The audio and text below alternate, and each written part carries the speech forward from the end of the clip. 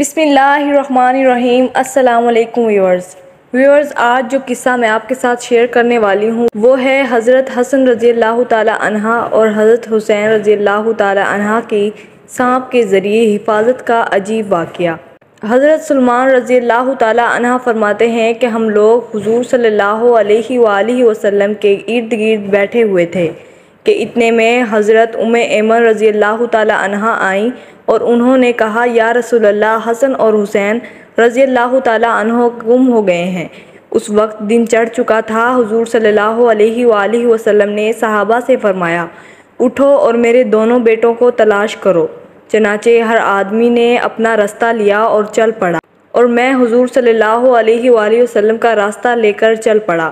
حضور صلی اللہ علیہ وآلہ وسلم چلتے رہے یہاں تک کہ ایک پہاڑ کے دامن میں پہنچ گئے تو دیکھا کہ حضرت حسن اور حضرت حسین رضی اللہ تعالی عنہ ایک دوسرے سے چمٹے ہوئے کھڑے ہیں، اور پاس ہی ایک کالا ناگ اپنی دم پر کھڑا ہے جس کے منہ سے آگ کی چنگاریاں نکل رہی ہیں۔ غالباً اللہ نے ناگ بھیجا تھا کہ بچوں کو آگے جانے سے روکے۔ حضور صلی اللہ علیہ وآلہ وسلم نے جلدی سے ناگ کی طرف بڑھے۔ اس ناگ نے حضور صلی اللہ علیہ وآلہ وسلم کو مڑ کر دیکھا اور چل پڑا اور ایک سوراخ میں داخل ہو گیا۔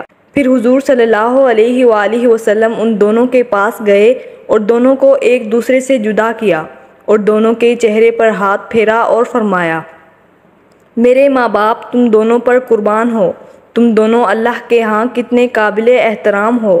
پھر ایک کو دائیں کندھے پر اور دوسرے کو بائیں کندھے پر بٹھا لیا۔ میں نے کہا، تم دونوں کو خوشخبری ہو کہ تمہاری سواری بہت ہی عمدہ ہے۔